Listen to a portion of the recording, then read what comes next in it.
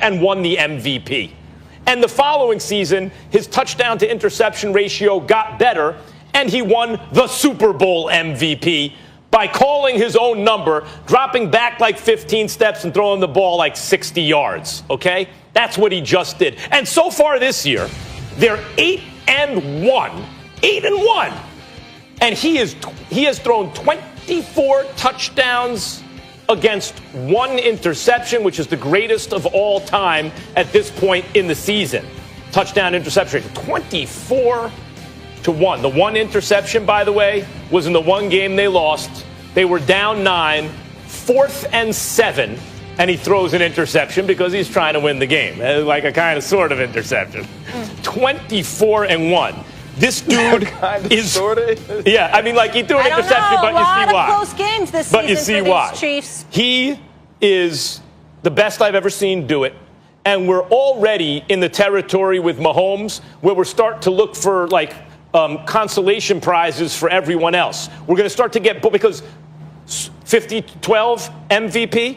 Better touchdown interception ratio, Super Bowl MVP. This year, he's going to throw maybe 50-plus touchdowns, fewer interceptions, better touchdown interception ratio than either of the first 2 years, may win MVP and Super Bowl MVP. We're already approaching territory that we did with Jordan in the NBA, where people would get like, oh, we can't give Jordan the MVP again. He's going to win the champ, the chip MVP anyway. All right, we'll give one to Barkley, we'll give one to Malone, we'll give one to whoever. Come on, stop. It was MJ every year back then. It's Mahomes every year now. The dude is the best I've ever seen do it. He's had the best start of his career of all time. He's the best in the NFL right now. And yes, he's being taken for granted. Well, I disagree. And I will tell you that I'm not even sure he's the best ever yet. I think that he's phenomenal. I think he's great.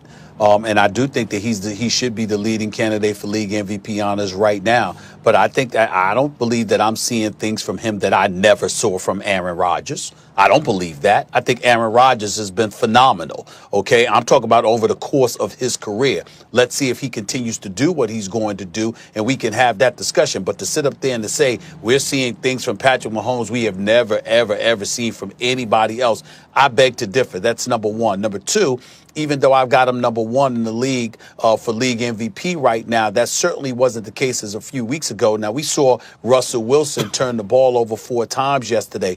We saw Aaron Rodgers obviously wet the bed against Tampa Bay. And that's where things change. But I would remind you that prior to those things, I think it was nip and tuck. I mean, when you look at Russell Wilson, he's completing over 71% of his passes. You look at Aaron Rodgers, yes, Patrick Mahomes, 25 touchdowns, just 1 interception, completing nearly 67% of his passes. You look at Aaron Rodgers, 24 touchdowns, just 2 interceptions. He's completing 67.5% of his passes. Oh, by the way, those 2 interceptions that Aaron Rodgers had was against Tampa. Every other game this year, he has not thrown a single interception against anyone. The brother has been phenomenal. And so when I look at it from that perspective, again, I'm going to give Patrick Mahomes his props because I know the brother can play.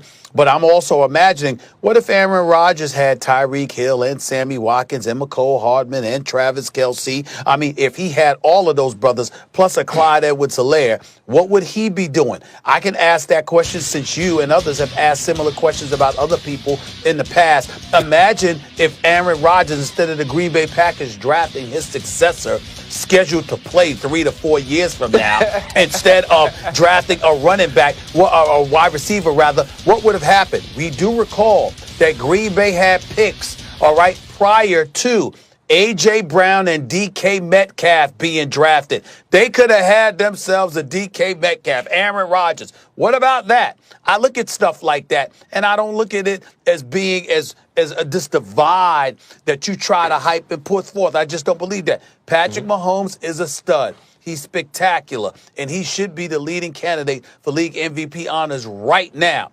But to act like he's doing stuff that we've never, ever, ever seen. Marino Ryan with Mark Super Duper and Mark Clayton. Dan Fouts with Charlie Joyner and Kellen Winslow Sr. I mean, to sit there and act like Patrick Mahomes is doing something we've never seen. Max, I got news for you. He throws the football very damn well, which is what a quarterback's job is. Rodgers is in the category with Mahomes. Last time I checked, They did it. Those great quarterbacks that I mentioned did that. And Aaron Rodgers has done it with far less talent available to him. Floor is yours, Ryan. Yeah, Ryan, I'm with you there in the same category. Ryan, who's the best you've ever seen, though, if you had to say one? No, I can't. They are 1A and 1B. And I was going to say that, without a doubt, being on the field with Aaron Rodgers is different, right? Getting an opportunity to play. I mean, I got to play Tom Brady. I got to play Drew Brees. I felt like there were things that Tom Brady and Drew Brees could do schematically, that they can understand about our defense, their offense, where they could find ways to make plays. I felt like we could be absolutely perfect, which we were a few times against Aaron Rodgers, and still get beat. I didn't feel that way when I played Drew Brees. I even didn't feel that way with Tom Brady, and they beat us all the time because he beat us here. From a talent standpoint, Aaron Rodgers is the best I'd ever played. And I would come on and I would say it and I would talk about it and I would praise him and I would rave about him. And then I saw Patrick Mahomes, and it was the first time in my mind I ever thought, this dude might be better, though. He might be able to do some things that Aaron Rodgers can't do. And what I have seen and what I have learned and what I have come to is that Patrick Mahomes is willing to try some things that Aaron Rodgers won't try, or that Aaron Rodgers wouldn't try. Like, you remember when Aaron Rodgers would go to Seattle and he could go 4 quarters and never throw the ball to Richard Sherman's side? Patrick Mahomes isn't doing that. If Richard Sherman is lined up over Tyreek Hill and he's following Tyreek Hill in his prime, he was going to get a football. He was going to get an opportunity because Patrick Mahomes believed he was better than that guy. And the point we've gotten to is, Stephen A., you're right. Aaron Rodgers did some things. We got to this point with Aaron Rodgers, too, where Aaron Rodgers was always being compared to the best Aaron Rodgers had ever been. And we're the same way with Patrick Mahomes. We have Patrick Mahomes fatigue, but it took us 2 years.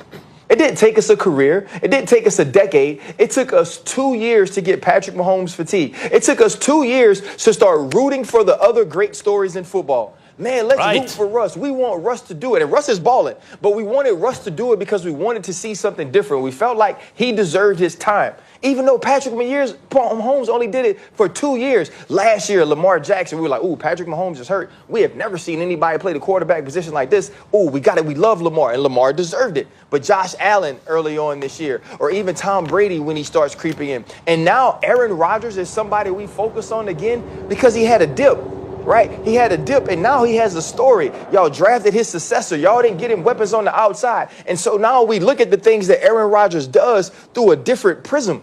But Patrick Mahomes doesn't have that. He's still in the same place with all these great weapons and this great coach, and we do take it for granted. Ryan, I co-sign everything you just said. We're on the same page about that, but I want to bring it to you, Stephen A. It's not just the weapons. Maybe if Rodgers had Andy Reid, right? Maybe if he had a quarterback whisperer like that throughout his career, it'd be different. But he didn't. He didn't. Like the Tom Brady-Peyton Manning debate, it was Tom Brady had better coaching. Peyton Manning, and Tom Brady was better when it counted most, but Peyton Manning was putting up much better numbers in the regular season. When Brady started putting up those Peyton numbers, it was like, okay, I guess the debate's over, right? Patrick Mahomes is like everyone rolled into one here. Yes, Rodgers and Mahomes are comparable. Stephen A., I agree. They're in their own category of everyone I've ever seen. Mahomes and Rodgers, 1A, 1B. I'm not saying Mahomes is so much different than Rodgers that way. I'm saying if I had to pick, I'll take Mahomes so far. I think the highest heights he's hit are even higher than Rodgers, but it's close that way. But Mahomes is also set up differently. He has a great coach, a quarterback-friendly coach. He has weapons everywhere. He is willing to take risks in ways that Rodgers probably isn't. I do agree with that assessment. He's a little more Favre in him, but without the mistakes that Favre made. He's set up in a way where already, the whole point is already there's the fatigue that Ryan mentioned. That's what I mean. MVP, Super Bowl MVP, might do it both already, so we're looking for sympathy awards for other players already. Well, you could feel that way. I can tell you that here's what's embarrassing about ESPN. And I say ESPN because I'm going to tell you exactly what it is. And I've been on the record. I've pointed this out on many occasions in the past. You remember years ago when Brett Favre was playing and he tripped over and scoop an underhanded pass to a receiver, or he'll jump into the arms of his offensive lineman, and you had people all over ESPN. Oh, look at him. Look at him. I mean, he throws the ball underhanded. Oh, look at him jump in the arms of his offensive lineman. The little kid kid is still in him. It's never left. I mean, you had folks who were professional analysts fawning over Brett Favre, like just embarrassingly, all right? And why do I bring that up? Because we're talking about Patrick Mahomes right now. Patrick Mahomes is a superstar. He is a stud. Now, he won a Super Bowl in his second season. His first season, he dropped 50 touchdowns on you. Second season, a 24-point drop from 50 to 26 touchdowns. But that's neither here nor there because he missed a game or two. Here's my point, though. What is it?